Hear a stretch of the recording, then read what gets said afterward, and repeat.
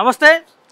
కాంగ్రెస్ ప్రభుత్వం ప్రతిష్టాత్మకంగా చేపట్టినటువంటి కులగణన సర్వేలో చాలా ఆరోపణలు వస్తూ ఉన్నాయి.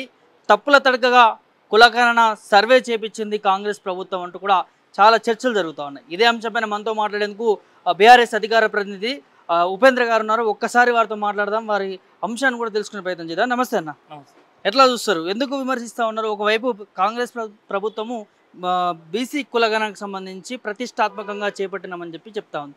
సో ఎందుకు ఈ విమర్శలు వస్తా ఉన్నాయి, ఏం చెప్తారు?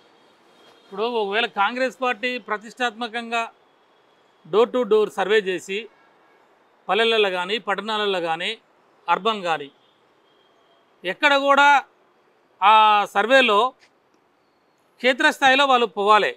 యాక్చువల్గా ఈ సర్వే అనేది ఏంటి అంటే వాళ్ళు చెప్పిన ఎలక్షన్ల వాగ్దానం 42% రిజర్వేషన్ ఇస్తాం మేము కాంగ్రెస్ పార్టీ అధికారంలోకి వస్తామని చెప్పి కామారెడ్డి డిక్లరేషన్లో వాళ్ళు డిక్లేర్ చేసిన మాటలు ఇవి. సిద్ధరామయ్య గారిని తీసుకొచ్చి కర్ణాటక ముఖ్యమంత్రి బీసీ డిక్లరేషన్ అని పెద్ద సభ పెట్టి ఆ సభలో చెప్పిన మాటలు ఇవి. తర్వాత ప్రజలందరూ కూడా ఏం ఆలోచించారు? గతంలో రిజర్వేషన్లు తక్కువ ఉన్నాయి, బీసీల గురించి మాట్లాడిన నాయకులు లేరు, బీసీలకు రిజర్వేషన్లు ఇస్తానంటారు అనేసరికి బీసీలంతా నమ్మినారు. ఒకవేళ నిజంగానే పెంచుతారేమని చెప్పి పెంచి ఓట్లేసారు. ఓట్లేసినాక అధికారంలోకి వచ్చారు. వచ్చి ఏం చేసినారు? సంవత్సరం పాటు డిలే చేసినారు. వాళ్ళకి చిత్తశుద్ధే ఉంటే, బీసీలకు న్యాయం చేయాలని ఉంటే డిసెంబర్లో వాళ్ళ అధికారంలో వచ్చిన వెంటనే కమిషన్ ఉన్నది. ఇక్కడ కమిషన్ నుండి డెడికేటెడ్ కమిషన్ కావాలన్నారు కాబట్టి వేసుకోవచ్చు. కానీ ఈ కమిషన్ బీఆర్ఎస్ కమిషను, ఈ కమిషన్ కాల పరిమితి అయిపోవాలి అని ఒక 6 నెలలు పక్కకి నెట్టేశాడు. మా కమిషనే వస్తుంది, మా కాంగ్రెస్ కమిషన్ వేసుకుంటాం, మా కాంగ్రెస్ కమిషన్ వేసి మేము చేయించుకుంటాము అని చెప్పారు ఢిల్లీలో. అంటే అదే నీకో 2-3 నెలలు పోయింది. సరే వేసావు, నువ్వు వేసినాక ఈ రెగ్యులర్ కమిషన్ తోటి చేయకూడదు, డెడికేటెడ్ కమిషన్ వేసి చేయాలని చెప్పి మేము అంతా మొత్తుకుంటూనే ఉన్నాం. ఒక ఉద్యమకారులుగా, బీసీ కమిషన్ సభ్యులుగా అంతా బయట ఆర్ కృష్ణయ్య గారు కానీ మిగతా సంఘ నాయకులు, ఈ బీసీ సంఘ నాయకులు అందరూ కూడా బ్రహ్మాండంగా వాళ్ళు అడుగుతున్నారు, ధర్నాలు చేసినారు, ఆఖరికి ఆమరణ నిరాహార దీక్షల కాడికి కూడా పోయినారు వాళ్ళు. అప్పటికి వినకపోతే హైకోర్టులో కేసు వేసినారు. హైకోర్టులో కేసు వేసి ఇది డెడికేటెడ్ కమిషన్ వేస్తే తప్ప సుప్రీంకోర్టు జడ్జిమెంట్ ప్రకారం నడవదు అని చెప్పేసానంటే వాళ్ళ కాంగ్రెస్ కమిషన్ వేసుకున్న తర్వాత మళ్ళీ కొంతకాలానికి మళ్ళీ సింగిల్ మ్యాన్ కమిషన్ వేశాడు, డెడికేటెడ్ కమిషన్. సరే డెడికేటెడ్ కమిషన్ వేసి దాంతో చేస్తున్నారంటే దాంతో చేయాలి ప్లానింగ్ కమిషన్ అన్నాడు. ప్లానింగ్ కమిషన్ డిపార్ట్మెంట్ ద్వారా పోయినారు. ఆ డిపార్ట్మెంట్ పోతున్న సందర్భంలో ఎన్యూమరేటర్స్ పిల్లల్ని తీసుకున్నారు. ఎన్యూమరేటర్స్కి సరైన శిక్షణ లేదు. గ్రామాలలో పోతున్నప్పుడు మధ్యాహ్నం తర్వాత టీచర్స్ కానీ మిగతా ఎవరైతే ఈ గణన చేసే వాళ్ళు ఉన్నారో మధ్యాహ్నం తర్వాత ఇళ్ళకి పోవాలన్నారు. మధ్యాహ్నం తర్వాత ఇళ్ళల్లో ఎవరు ఉండరు. సరే మధ్యాహ్నం ఉదయం ఎట్లా పోయి చచ్చినవో ఏమో కానీ తర్వాత ఏమైందో పోయినాక నువ్వు మన పాన్ కార్డు అడిగినావు, మన ఆధార్ కార్డు అడిగినావు, మన బ్యాంకు అకౌంట్ అడిగినావు, మన భూములు అడిగినావు, మన కారు ఉందా లేదా, టీవీ ఉందా, ఇవన్నీ అడిగేసరికి ఏమైంది? అసలు వాడు వచ్చిన పర్పస్ ఏంటిది? కులగణన అంటున్నాడు. అన్ని కులాలు ఎవరు ఏం సంగతి అని అసలు ఈ కాన్సెప్ట్ ఏంటి? డెడికేటెడ్ కమిషన్ వేసినప్పుడు డెడికేటెడ్ కమిషన్ యొక్క కాన్సెప్ట్ ఏంటి? ఈ రిజర్వేషన్ మిగలాలంటే ఏం చేయాలనేది. Commission shall also act as a dedicated commission which will conduct contemporaneous rigorous empirical enquiry. అంటే క్షేత్రస్థాయిలో నువ్వు వెళ్ళి ఆయా గ్రామాలలో వార్డు స్థాయిలో లోపలికి వెళ్ళి అక్కడ ఉన్నటువంటి ప్రజలు వాళ్ళ సంఖ్య తీసుకొని అందులో ఏ కులం వాళ్ళు ఎంతమందిని తీసుకొని, ఒకవేళ తీసుకుంటే ఆయా కులాలు ఎప్పుడైనా వార్డు మెంబర్ అయినారా, సర్పంచ్ అయినారా, అయితే ఎంతమంది అయినారు, ఇవన్నీ కూడా తీసి కులాల పరంగా నువ్వు పొలిటికల్ బ్యాక్వర్డ్నెస్ని చూపించాలా. చూపించిన తర్వాత ఇంత శాతం బ్యాక్వర్డ్నెస్ ఉంది, ఇంత శాతం రిజర్వేషన్ రావాలి. వచ్చిన దాంట్లో మళ్ళీ కింది స్థాయిలో ఏబిసిడి కింది స్థాయిలో కూడా పంచాలి అసలు రాని వాళ్ళకి. కానీ ఏం చేసావు నువ్వు? నీ చిత్తశుద్ధి ఏంటి? కాబట్టి నువ్వు ఏదో ఆగమేఘాల మీద లోకల్ బాడీ ఎలక్షన్స్ జరపాలి, తూతు మంత్రం తుమ్మకాయ మంత్రం అదరా బదరా మొగడా అని చెప్పి అదరా పదరా మొగడా అని చెప్పి ఊరికినాం మార్కెట్లో. ఏమైంది? అలా ఫస్ట్ వాళ్ళ ఆర్థిక ప్రమాణాలు ఆర్థిక పరిస్థితుల గురించి అడిగితే కొంతమంది వెయిట్ చేశారు. పోనీ నువ్వు అధికారంలోకి వచ్చిన తర్వాత నువ్వు అంతకుముందు అనేక ప్రగల్భాలు పలికి అనేక హామీలు ఇచ్చావు. బీసీ డిక్లరేషన్ అని, ఎస్సీ డిక్లరేషన్ అని, మహిళా డిక్లరేషన్ అని, యూత్ డిక్లరేషన్ అని, ఇవన్నీ సంవత్సరం అయ్యి ఈ సర్వేలో పోయినప్పుడు వాళ్ళ ప్రజలు ఏంది, అరే నువ్వు ఇచ్చిన మాటలు ఏందిరా భయ్, నువ్వు ఫస్ట్ ఆ తులం బంగారం సంగతి తెలుసు, ఆ రైతు బంధు సంగతి తెలుసు, ఈ కేసీఆర్ కిట్ ఎక్కడ పోయింది, హాస్టల్లో పిల్లలు చచ్చిపోతున్నారు, రైతు బీమా ఏమైంది, మంచినీళ్ళు ఏమైనాయి, వ్యవసాయం నీళ్ళు ఏమైనాయి అని చెప్పి ఇవి వాళ్ళు అడగటం మొదలుపెట్టిర్రు. ఓ రకంగా కొంతమందిని అవాయిడ్ చేశారు ప్రజలు. ఒకటేమో భయము, రెండోదేమో నేను ప్రశ్నలు అడిగి ఇది చేశారు. పోనీ నీకు సరైనటువంటి శిక్షణ ఉందంటే అది లేదు. అంత తప్పుల తడక, ప్రమాణాలు సరిగా లేవు. అనేక మంది ఇలా మా పట్టణాలలో కానీ ఇప్పుడు హైదరాబాద్ లాంటి సిటీలో కానీ ఇప్పటి వరకు కూడా స్టిక్కర్లు వేసినాయి కానీ వాళ్ళు వచ్చింది కానీ మాకు సంబంధించిన వాళ్ళు రాలేదని చెప్తున్నారు. వందల మంది, వేల మంది. అంటే ప్రాసెసే రాంగ్గా జరిగింది అనుకోవచ్చు. ఎందుకంటే గతం కంటే దాదాపు 10% తగ్గడము. సో ఇదంతా చూస్తే ఎట్లా చూడొచ్చు? 100%. నువ్వు ప్రాసెస్ నీకు చిత్తశుద్ధి లేదంటున్నా మేము ఫస్ట్. ఎందుకు నేను ఈ మాట అంటున్నా అంటే బీహార్లో కులగణన జరిగింది. సోషియో ఎకనామిక్ పొలిటికల్ సర్వే అని చెప్పి వాళ్ళు చేసినారు. చేసినప్పుడు ఆ రాష్ట్ర ముఖ్యమంత్రి స్వయంగా తనే పర్సూ చేశారు ఈ ప్రోగ్రామ్ అంతా. చీఫ్ సెక్రటరీతో కానీ లేకపోతే ఆ సంబంధించిన ఆఫీసర్స్ తోటి 100కు పైగా సమావేశాలు పెట్టాడు. రాష్ట్ర ముఖ్య కార్యదర్శితో పాటు స్వయంగా ముఖ్యమంత్రి గారు 100కు పైగా సమావేశాలు, సమీక్షలు పెట్టి ఎవరెవరు ఐఏఎస్లు ఇందులో ఇన్వాల్వ్ అవుతుర్రు, మన ఈ వెల్ఫేర్ వాళ్ళు ఎవరు ఇన్వాల్వ్ అవుతుర్రు, రెవెన్యూ వాళ్ళు, టీచర్సు, ఇట్లా అందులో ఉన్నటువంటి హై కేడర్ ఆఫీసర్స్ తోటి కూర్చొని అందులో డోర్ టు డోర్ సర్వే చేసేటప్పుడు ప్రతి కులము, ప్రతి బజారు, ప్రతి ఇల్లు ఏది వదిలిపెట్టకుండా చేసినారు. అంటే 100 సార్లు ఒక ముఖ్యమంత్రి కూర్చోవడం అంటే, కాబట్టి నేనేమంటున్నా, నువ్వు ఒక్కసారన్నా పెట్టినవా, నువ్వు ఒక్కసారన్నా రివ్యూ చేసినవా? నువ్వు చేయలేదు. నీ మంత్రులు చేసిర్రా? ఎన్నిసార్లు జరిగింది? నీ చిత్తశుద్ధి ఏంటి దీంట్లో?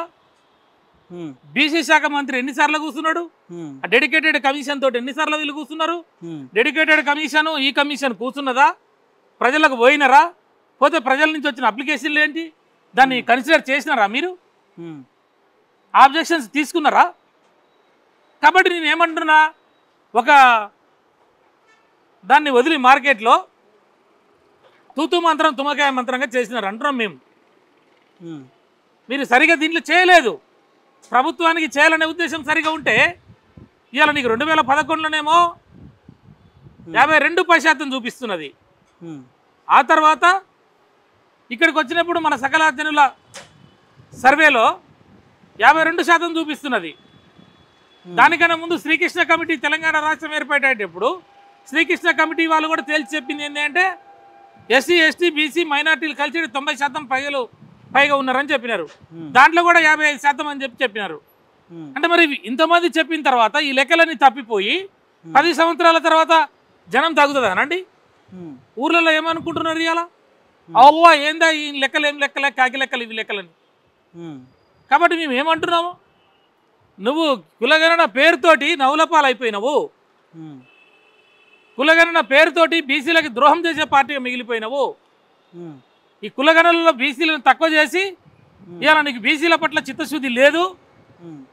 ఇవాళ బీసీలకు నువ్వు ద్రోహం చేయడానికి ఇలా కొత్తది తెర మీదకి తీసుకొచ్చావు అని చెప్పి ప్రజలందరూ కూడా ఆలోచిస్తున్నారు. మేమేమంటున్నావు, ఇప్పటికైనా నీకు ఒక అవకాశం ఉన్నది. నువ్వు ఏ రకంగా దాన్ని సవరిస్తావో సవరించు. ఆ తగ్గిన 10% కాదు, ఇంకెక్కువనే తగ్గినారు. 10%మే చూపిస్తున్నారు. కానీ 10% కన్నా కూడా ఎక్కువ తగ్గినట్టు మనకి అర్థమవుతా ఉన్నది. జనాభా 2 కోట్ల పైగా ఉన్నది బీసీ జనాభా. ఎట్లా చూపిస్తావు నువ్వు 1,60,00,000 అని? ఇదంతా కాంగ్రెస్ ప్రభుత్వానికి తెలియదు అనుకోవచ్చా రేపటి నాడు?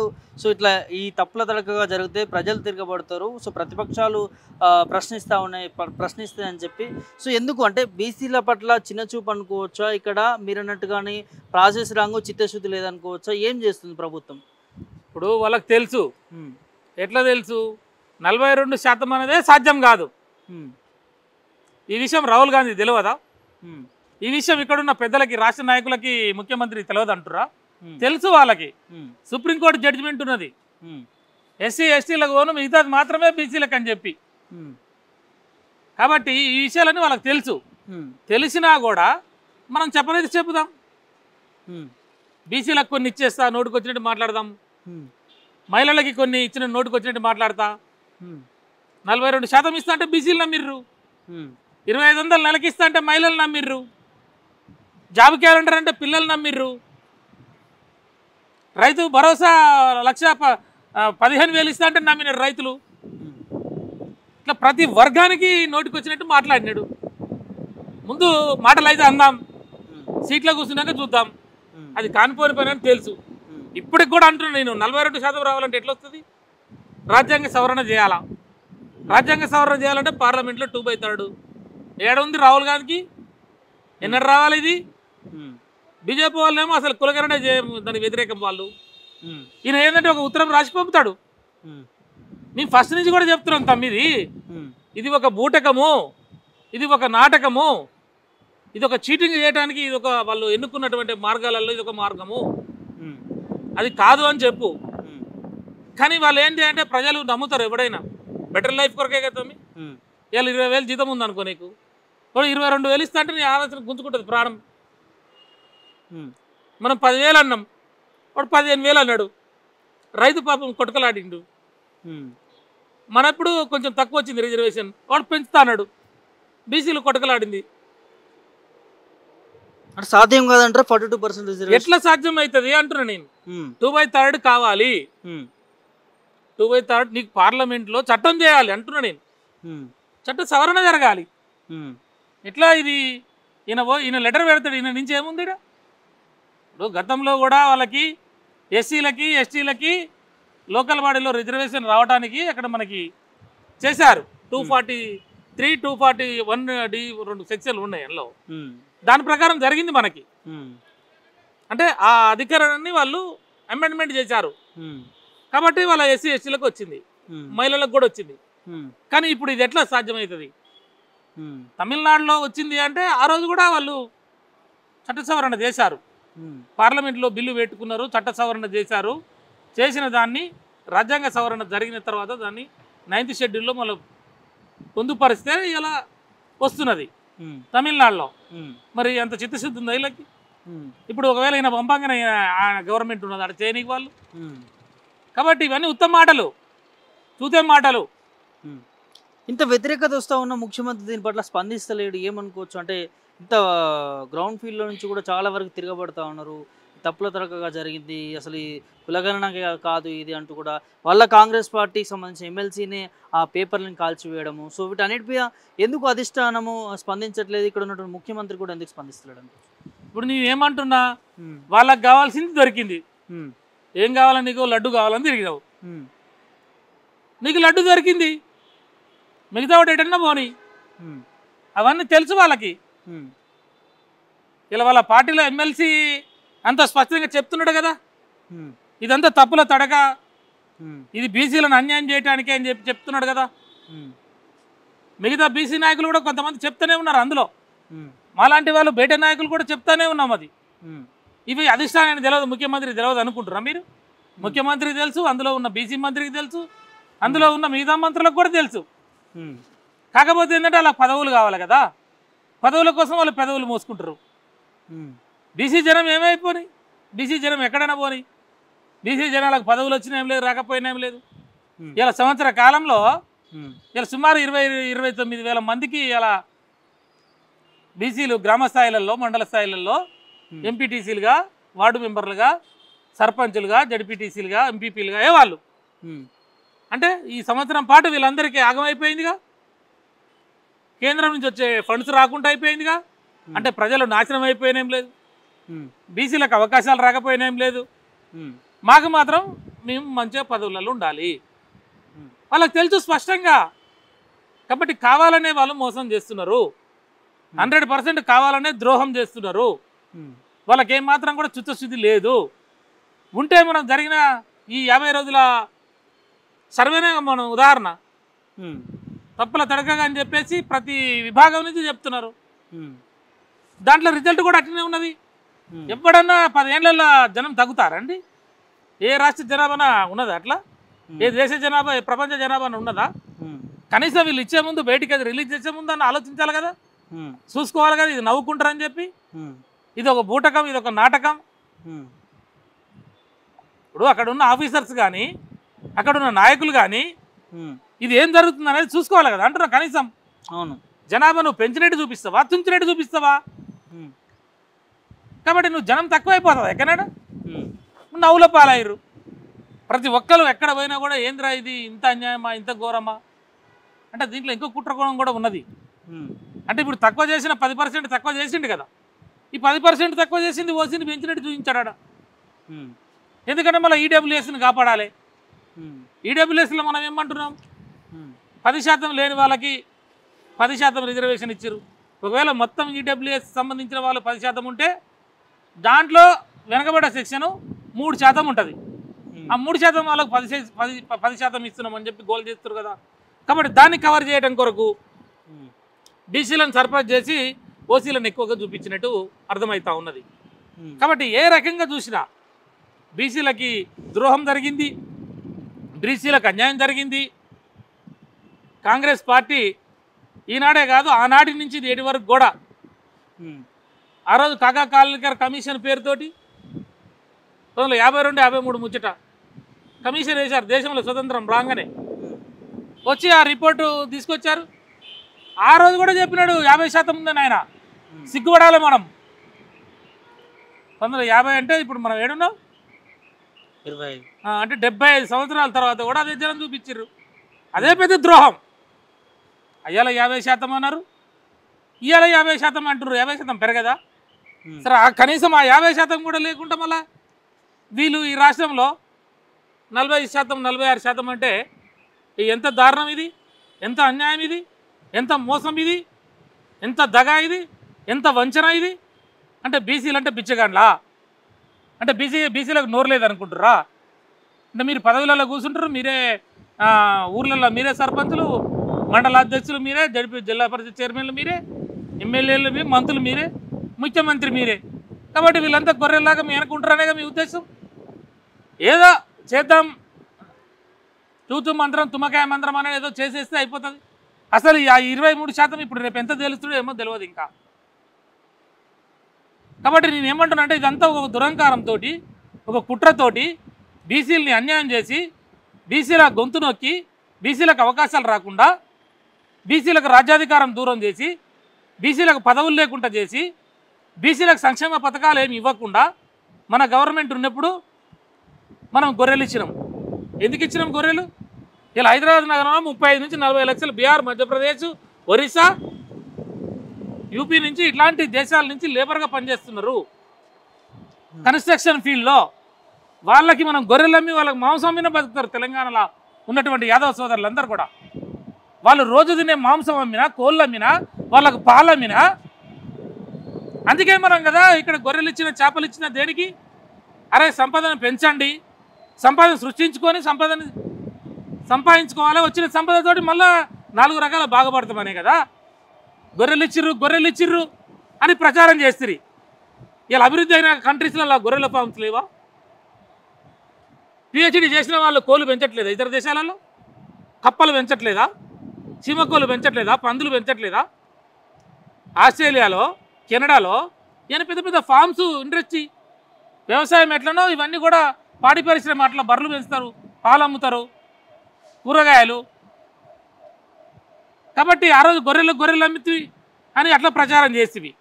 ఇవాళ మమ్మల్ని బీసీలలో గొర్రెలు చేసి ఓట్లు వేయించుకొని నేనేమంటున్నా, సంక్షేమ పథకానికి పైసలు ఇవ్వకపోతే 20,000 కోట్ల రూపాయలు సంవత్సరానికి కేటాయిస్తాడు. ఏది? ఆ కార్పొరేషన్లు, ఆ ఫెడరేషన్లని కార్పొరేషన్ చేస్తున్నాడు, వాటికి డబ్బులు ఇస్తాడు. ఏ డబ్బులు? పాలక మండలి అయ్యి, బీసీ నాయకులకు పదవులు అయ్యి, 50% ఉంటే సగం పదవులు రావాలి కదా. పదవులు లేవు, సంక్షేమ పథకాలకు పైసలు ఇవ్వవు, ఆఖరికి జనం కూడా లేరని చెప్తున్నాడు.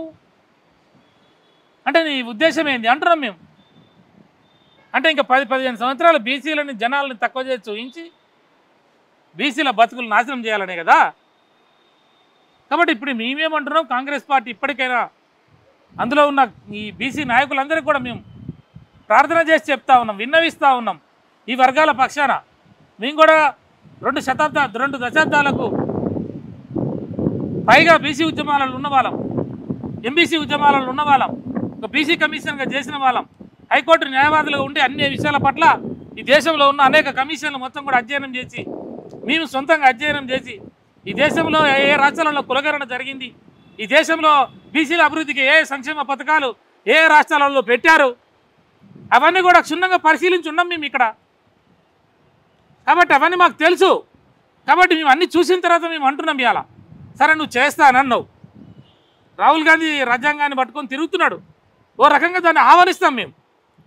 కానీ ఉన్నది ఉన్నట్టు చూపించకుండా, ఎవరెంతో వాళ్ళకంతా అని చెప్పి మీరు తిరుగుకుండా, ఉన్నదాన్ని కూడా ఇవ్వకుండా దాన్ని తక్కువ చేసి న్యాయం చేయకపోగా అన్యాయం చేస్తా అంటే ఎట్లా తమ్మిది? అంటే ఇంకో అంశం అన్న, తీన్మార్ మల్లన్న బీసీ ముఖ్యమంత్రి కావాలి, బీసీలు ముఖ్యమంత్రి కావాలంటూ తను ఇప్పుడు ప్రజెంట్ కాంగ్రెస్ పార్టీలోనే ఉన్నాడు, కాంగ్రెస్ ఎమ్మెల్సీగా ఉన్నారు. సో బీసీల నిదానాన్ని ఎత్తుకుంటా ఉన్నాడు. సో దీన్ని ఎట్లా చూస్తారు మీరు? ఇప్పుడు ఇది ఒక తీన్మార్ మల్లన్న ఎత్తుకునే సబ్జెక్ట్ కాదు. ఇది గతం నుంచి కూడా మేము అందరం కూడా దశాబ్దాలుగా జరుగుతున్న పోరాటం ఇది. 50 సంవత్సరాల నుంచి ఆర్ కృష్ణన్న గారు కానీ మిగతా నాయకులు ఎంతోమంది ఇక్కడ తెలంగాణలో అనేక మంది ఉమ్మడి ఆంధ్రప్రదేశ్లో కూడా ఒక్క బీసీ ముఖ్యమంత్రి కాలేదు. ఉమ్మడి ఆంధ్రప్రదేశ్ మొత్తం 56 సంవత్సరాల్లో చెప్తున్నాం, మొత్తం వాళ్ళు అయినారు. బీసీ ముఖ్యమంత్రి కావాలి అని చెప్పేసి ఇది తరతరాలుగా ఈ వర్గాల పట్ల ఉన్నటువంటి డిమాండ్. ఇవాళ ఈ వాదం బయటకు వచ్చింది. వారు మాట్లాడుతున్నారంటే మనం కూడా అప్రిషియేట్ చేయవచ్చు. కానీ వారు మాట్లాడితే ఇలా పార్టీలా వారు ఆ వర్గాల కోసం మాట్లాడుతున్నారు, మేమందరం కూడా మాట్లాడుతున్న వాళ్ళమే. బయట ఇలా బీఆర్ఎస్ పార్టీ కూడా బీసీల కోసం అవకాశాల కోసం అనేక రకాలుగా చేసింది. ఇలా బీసీలకి రాజ్యాధికారం రావాలంటే చదువు కావాలని చెప్పి ఇలా 1000 గురుకుల పాఠశాలలు తీసుకొచ్చాం. బీసీల ఆత్మగౌరవంతో బతకాలని చెప్పేసి అక్కడ ఒక్కొక్క ఆత్మగౌరవ భవనానికి 5 ఎకరాలు 6 ఎకరాల భూములు ఇచ్చాం, కోట్ల రూపాయలు ఇచ్చాం. వాళ్ళని ఆర్థికంగా అప్లిప్మెంట్ చేసి గ్రామీణ ఆర్థిక వ్యవస్థని పరిపుష్టి చేస్తే ఇందులో బీసీ బిడ్డలు ఉన్నారు, ఆర్థికంగా ముందుకొస్తారు. ఇతర దేశాలకు పోతే ఒక్కొక్క విద్యార్థికి 20 లక్షల రూపాయలు మహాత్మా జ్యోతిరావు పూలే ఓవర్సీస్ స్కాలర్షిప్ ద్వారా, అంబేద్కర్ ఓవర్సీస్ స్కాలర్షిప్ ద్వారా వీళ్ళకి చదువుని పేదరికంతో కులం ద్వారా వెనకబడిపోయిన ఈ వర్గాలు చదువుకొని మంచిగా వీళ్ళు కూడా వీళ్ళ తల్లిదండ్రులకు డాలర్లు పంపాలి, వాళ్ళు కూడా ఇన్ని భూములు కొనుక్కోవాలి, వాళ్ళు కూడా కార్లు కొనుక్కోవాలి, వాళ్ళు కూడా ఇల్లు కట్టుకోవాలి. బీసీలు అందరూ కూడా ఆత్మగౌరవంతో బతకాలని చెప్పి మనం ఇతర దేశాలకి గురుకుల పాఠశాలలకి ఆత్మగౌరవ భవనాలకి, ఊర్లలో ఉండే యాదవులకి గొర్రెలు, ఊర్లలో ఉండే మత్స్యకారులకి చేపలు, అదేవిధంగా బీసీ బంధు పథకం, దళిత బంధు పథకం, ఇవన్నీ కూడా దాని ఉద్దేశం ఏంటి? ఒకేసారి వచ్చి రాజ్యాధికారం రావాలంటే అది చాలా కష్టంతో కూడుకున్న పని. అది మీకు తెలుసు, మాకు తెలుసు, పై ఉన్న వాళ్ళకి తెలుసు. కాబట్టే మా ఆనాటి కేసీఆర్ గారు ఏం చేసినాడు, ఫస్ట్ వీళ్ళకి ఆర్థికంగా వీళ్ళని ఆత్మగౌరవంగా వీళ్ళు కూడా మంచి తెల్ల చెట్లు వేసుకొని వీళ్ళు కూడా ఏసీ కార్లలో తిరిగి వీళ్ళ పిల్లలు కూడా విమానాలు ఎక్కి వీళ్ళ పిల్లలు కూడా డాక్టర్లు లాయర్లు అయిన తర్వాత ఈ పంచాయతీ వస్తుంది. మెజార్టీ ప్రజలకి చదువు వచ్చినప్పుడే కదా క్వశ్చన్ వచ్చేది నీకు రాజ్యాధికారం అని. కానీ మేము ఆ రకంగా మేము ముందుకు తీసుకుపోవాలని చెప్పేసి మా కార్యక్రమాలన్నీ కూడా ఆ రకంగా మేము ముందుకు తీసుకుపోయాం. ఈరోజు చాలా ఉద్యమం ఈరోజు బీసీలకు జరుగుతున్న అన్యాయం మీద దేశవ్యాప్తంగా రాష్ట్ర వ్యాప్తంగా నడుస్తున్నది. ఒక పక్కన రాహుల్ గాంధీ కూడా ఈ దేశంలో ఈ వర్గాలకి ఏ వర్గాలు ఎంతమంది ఉన్నారో ఆ వర్గాలకి అంత శాతం రావాలంటున్నాడు. చాలా సంతోషమే, అది కూడా మనం ఆహ్వానించాల్సింది. ఈ రాష్ట్రంలో ఇప్పుడు బీసీ ముఖ్యమంత్రి కావాలని డిమాండ్ వస్తున్నది కాబట్టి అందరిలో ఉన్నది, అది గతం నుంచి ఉన్నది. ప్రతి ఒక్క బీసీ ఉద్యమకారుడు మైక్ పట్టుకున్నప్పుడు, నేను మైక్ పట్టుకున్నా, నేను ఏ పార్టీలో ఉన్నా కూడా బీసీలకు రాజ్యాధికారం కావాలని కోరుకుంటాం మేము. దాంట్లో తప్పేం లేదు, వారు అనడం కూడా దాన్ని స్వాగతిద్దాం మనం. కాబట్టి ఆ పార్టీలో వారిని ఎంతవరకు ఉంచుతారు? ఆ పార్టీలో మరి ఇప్పుడు పదవులు రాని వాళ్ళ పరిస్థితి ఏంది? ఇలా వచ్చిన నువ్వు అంటున్నావు నువ్వు ముఖ్యమంత్రి కావాలని, కానీ పోతున్న పదవుల పరిస్థితి ఏంటి? బీసీలకు 50% రావాలి కాంగ్రెస్ పార్టీలో, అన్ని కార్పొరేషన్లో అన్ని కమిషన్లలో అన్నిటికీ పంచినారా? మరి పంచలేదు కదా. మరి 20,000 కోట్ల రూపాయలు ఇస్తా అంటున్నాడు కదా, వాటి మీద కూడా మాట్లాడాల్సి ఉంటుంది వారు. సరే ముఖ్యమంత్రి అయితే ఇచ్చుకోవచ్చు అనేది, ముఖ్యమంత్రి మరి కావాలంటే మరి కాంగ్రెస్ పార్టీలో ముఖ్యమంత్రి కావాలంటే అది అక్కడ సాధ్యపడేదేనా? కాబట్టి మనం కాంగ్రెస్ పార్టీలో వాళ్ళ నాయకత్వం కింద ఉండి ముఖ్యమంత్రి కావాలంటే అది ఎంతవరకు ముందుకు పోద్దా నినాదం? తీన్మార్ మల్లన్న బయటకు వస్తే మంచిగా ఉంటుంది అంటారు. సరే వాళ్ళు ఒక ఉద్యమం అనేది ఎంచుకున్నప్పుడు ఒక లక్ష్యం ఉంటుంది. ఆ లక్ష్యం కోసం మనిషి పరిణామం చెందుతాడు. మేము తెలంగాణ కోసం కేసీఆర్ గారు ఆ రోజు కొట్లాడినాడు. దాంట్లో ఉండి కొట్లాడితే మనకు కాదు, వాళ్ళు రానియారు, మాకు తెలుసు. కాబట్టి మేము పార్టీని వదిలిపెట్టుకున్నాం. ఆ రోజు ఏదైనా ఒక పార్టీలో ఉండి ఒక కొత్త మనం ఐడియాలజీ మాట్లాడుతున్నప్పుడు ఆటోమేటిక్గా పైన ఉన్న వాళ్ళకి నచ్చదు భావజాలం. నచ్చనప్పుడు జరిగేది విభేదనే. చిత్తశుద్ధి ఉన్నప్పుడు అవన్నీ జరుగుతాయి. వాళ్ళు పార్టీలు పెడతారా, కొట్లాడతారా? బీసీ ముఖ్యమంత్రి కావడానికి వర్గాలన్నీ ఉన్నాయి. రాష్ట్రంలో అనేక ఉద్యమ సంస్థలు ఉన్నాయి. ముందు ఆర్థికంగా అప్లిఫ్ట్మెంట్ ఎట్లా, వాళ్ళు ఇచ్చిన మాటలని వాళ్ళని ఎట్లా మనం ఫుల్ఫిల్ చేయాలి, పదవులు ఎట్లా తీసుకోవాలి. ఇప్పుడు 5 ఏళ్ళు 4 ఏళ్ళు బీసీలకు పదవులు రావాలి కదా. అక్కడ రేపు ఎమ్మెల్సీలు ఉంటాయి, రేపు రాజ్యసభ ఉంటాయి. అక్కడ బీసీ నాయకులు అనేక మంది, ఇలా హనుమంతరావు గారు లాంటి సీనియర్ నేత పదవి లేకుండానే తిరుగుతున్నాడు కదా. మధు యాస్కి తెలంగాణ ఉద్యమకారుడు. ఆయన అమెరికా నుంచి వచ్చేసి ఇక్కడ తెలంగాణ ఉద్యమం కోసం అన్ని వదిలిపెట్టుకొని ఉద్యమంలో పాల్గొన్నాడు. మరి ఆయనకి ఇలా ఏం పదవి లేకుండానే ఉన్నాడు. శంకరమ్మ గారు ఆమె ఉద్యమకారిని మొదటి బలిదానం చేసినటువంటి శ్రీకాంతాచారి గారి తల్లి. ఆమెని మేము ఇస్తాము, అక్కడ అన్యాయం జరిగి మేము న్యాయం చేస్తామని చెప్పి ఉగదంపుడు ఉపన్యాసాలు ఇచ్చి స్టేజ్ల మీద ఆమెను కూర్చోబెట్టుకొని పిలుచుకున్నారు కదా.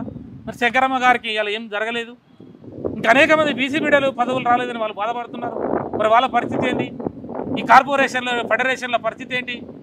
ఈ ఫెడరేషన్లకు డబ్బులు ఎట్లా వస్తాయి? అసలు ఈ 20,000 కోట్ల రూపాయలు ఎప్పుడు ఇవ్వాలి నువ్వు? ఇవాళ నువ్వు బీసీలకి మొత్తం కూడా మండల స్థాయిలలో బిల్డింగ్లు కట్టి చేతి వృత్తులు పనిచేసుకునే వాళ్ళకి షాపులు ఇస్తా అన్నావు. ఒక్కొక్కరికి 10 లక్షల రూపాయలు లోన్లు ఇస్తా అన్నావు. ఉన్న బీసీ బంధు పథకాన్ని పక్కకేసినావు. అసలు ఏది అంటున్నా నేను బీసీల కోసం నువ్వు చేసిన ఒక మంచి పని ఏది? ఒక్క మంచి పని చేయకపోతివి, పదవులు ఇవ్వకపోతివి, ఆఖరికి జనం కూడా లేరని చెప్పి నువ్వు చూపిస్తుంటివి. కానీ నీ పార్టీలో ఉన్న ఎమ్మెల్సీలు, నీ పార్టీలో ఉన్న కొంతమంది మంత్రులు, ఎమ్మెల్యేలే వాళ్ళే కులగణన మీద నోరు తెరిచి ఓపెన్గా చించేసి వాటిని తొక్కేసి వాటి మీద ఉచ్చబోస్తా అని మాట్లాడుతుంటే అది నీకు అర్థం కావాలి. ఇక నీకు ఇంక అంతకన్నా నీకేముంటుంది తమ్మి? బయట ఉన్న వాళ్ళని మేము మాట్లాడితే ప్రతిపక్ష వాళ్ళు అంటారు, సొంత పార్టీ వాళ్ళే మాట్లాడుతున్నారు కదా, కనీసం దాన్ని కూడా కన్సిడర్ చేయవా?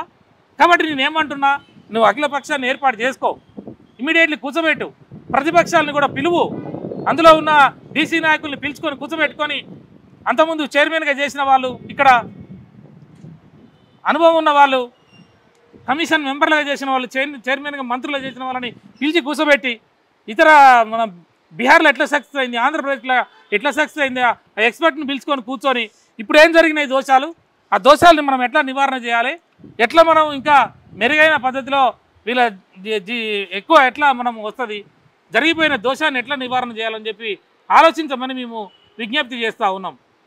కాబట్టి ఇంకా నువ్వు మాయమాటలు చెప్పి ఇలా ఢిల్లీకి పంపినా, ఢిల్లీ ఓడియలేదు కాబట్టి పార్టీ ఇస్తా అంటే, పార్టీ నీకు నువ్వు చెప్పేది ఏముంది? పార్టీ నీకు పార్టీ ఇచ్చినాక మళ్ళీ రేపు అక్కడే ఉన్న పెడతావు, అక్కడేమో చేస్తావు కార్యక్రమాలు.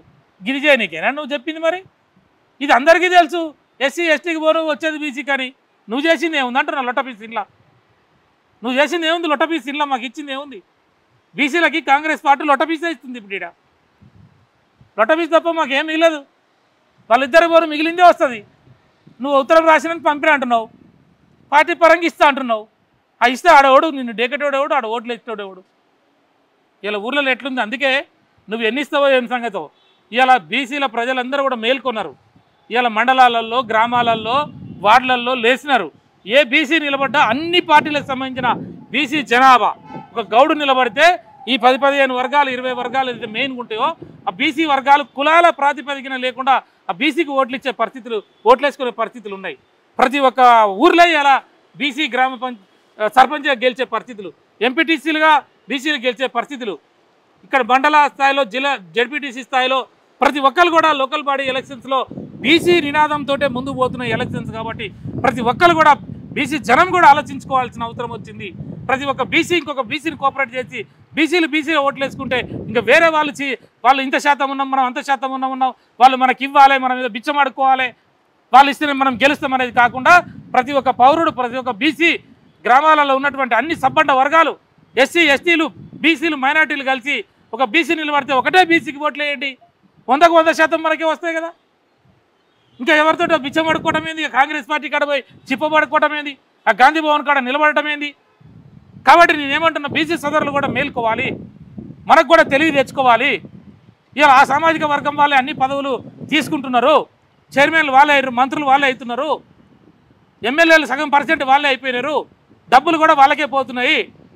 మళ్ళీ మనం దేహి బిచ్చాన్ దేహి, బీసీలమయ్యా, వెనకబడ్డ జాతులమయ్యా, నువ్వు పెడితే మేము తింటాం అనేది ఏంటి? కాబట్టి సోదరులారా, మీ అందరికి కూడా మేము విజ్ఞప్తి చేస్తూ ఉన్నాం.